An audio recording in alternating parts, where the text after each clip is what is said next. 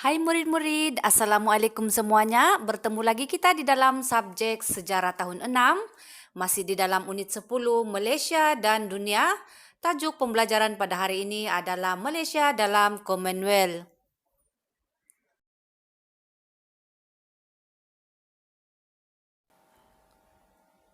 Objektif pembelajaran pada hari ini ialah, di akhir pembelajaran nanti, murid dapat menyatakan sumbangan Malaysia dalam pertubuhan Commonwealth. Murid dapat menyatakan kepentingan menjalinkan hubungan baik dengan negara luar dan murid dapat menunjukkan rasa bangga terhadap pengiktirafan negara luar kepada negara kita.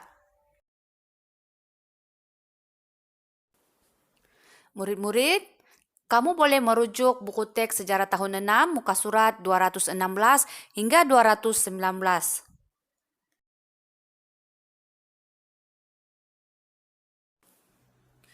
Adakah murid-murid tahu bilakah penglibatan Malaysia dalam Commonwealth ini? Penglibatan Malaysia dalam Commonwealth bermula sebaik sahaja negara kita mencapai kemerdekaan pada tahun 1957 sehinggalah kini.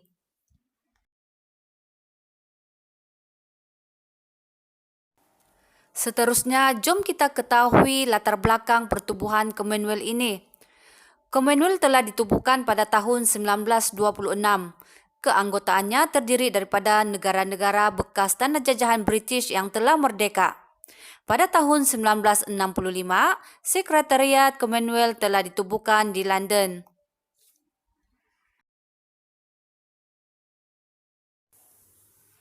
Adakah kamu tahu negara-negara yang telah menganggotai Commonwealth? Seperti yang kita bincangkan sebentar tadi, negara anggota Commonwealth terdiri daripada negara-negara bekas tanah jajahan British yang telah merdeka. Anggota Commonwealth terdiri daripada 52 negara berdaulat. Antaranya adalah negara United Kingdom, Australia, Kanada, Afrika Selatan dan New Zealand merupakan negara yang terawal menganggotai Commonwealth, iaitu pada 11 Disember 1931. Negara jiran kita pula iaitu Brunei Darussalam telah menyertai Commonwealth ini pada 1 Januari 1984, manakala Singapura pula pada 9 Ogos 1966. Negara kita iaitu Malaysia yang dikenali sebagai Persekutuan Tanah Melayu ketika itu telah menyertai Commonwealth pada 31 Ogos 1957. Dan banyak lagi negara lain yang menganggotai Commonwealth. Ini cuma contoh sahaja ya murid-murid.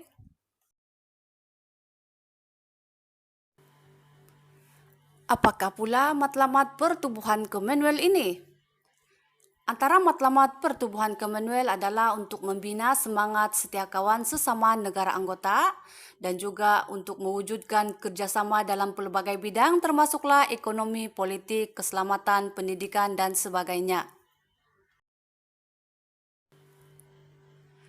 Apakah faedah ataupun kebaikan penyertaan negara kita iaitu Malaysia di dalam pertubuhan Commonwealth ini?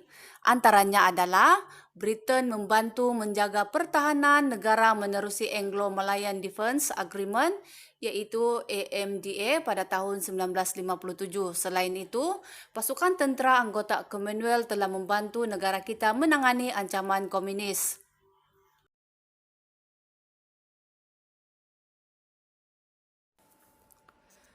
Adakah murid-murid tahu apakah itu dasar apartheid?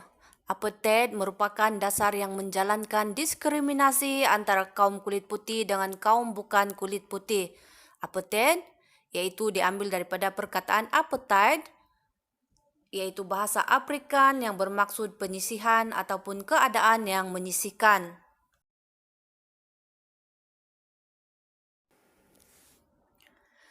Dasar ini merujuk kepada suatu sistem politik yang memisahkan penduduk kaum kulit putih dari kaum bukan kulit putih di Afrika Selatan dari tahun 1948 sehingga tahun 1990-an. Dasar-dasar pemisahan ini dibentuk dilaksanakan sewaktu pemerintahan Hendrik Verwoerd, yaitu Perdana Menteri negara tersebut yang ke-7. Dalam dasar apartheid ini, kaum bukan kulit putih, terutamanya kaum kulit hitam, dianggap sebagai lebih rendah dan diberi layanan kelas kedua dari segi politik, ekonomi, sosial, pendidikan, dan kebudayaan.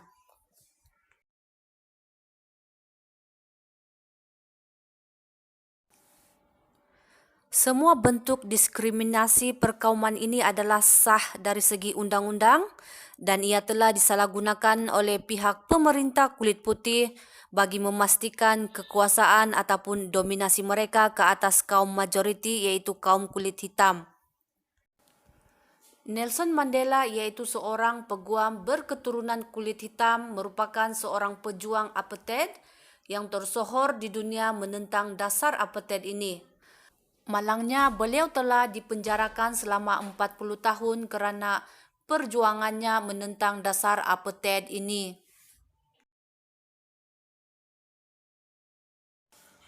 Murid-murid, antara amalan dasar apartheid yang dijalankan di Afrika Selatan adalah pengasingan tempat tertentu ataupun kawasan tertentu seperti penggunaan perhentian bas dan juga penggunaan bilik mandi ataupun tandas yang berbeza di antara kaum kulit putih dan juga kaum bukan kulit putih, seperti signboard yang terdapat di dalam gambar yaitu non-white entrance only, bus stop for non-white, waiting room for whites only merupakan dasar diskriminasi yang dijalankan di Afrika Selatan.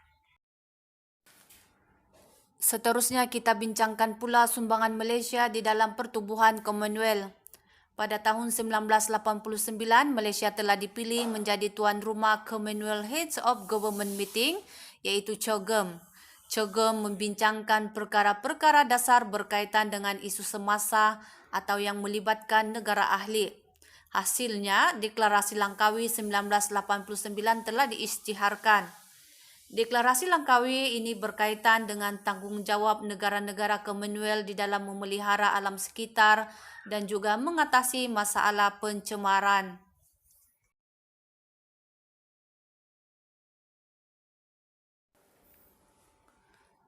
Antara sumbangan lain Malaysia dalam pertubuhan Commonwealth ialah Malaysia mengecam amalan dasar apartheid yang dijalankan di Afrika Selatan yang bertentangan dengan hak asasi manusia. Suara Lantang Malaysia menyokong desakan negara-negara di dunia telah berjaya menamatkan amalan dasar apartheid pada tahun 1993. Pada masa itu, Perdana Menteri kita adalah Tun Dr. Mahathir.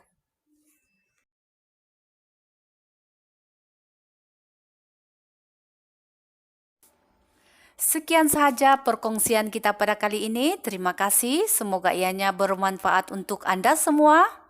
Murid-murid jangan lupa klik subscribe dan tekan loceng agar Anda tidak ketinggalan info pembelajaran terkini.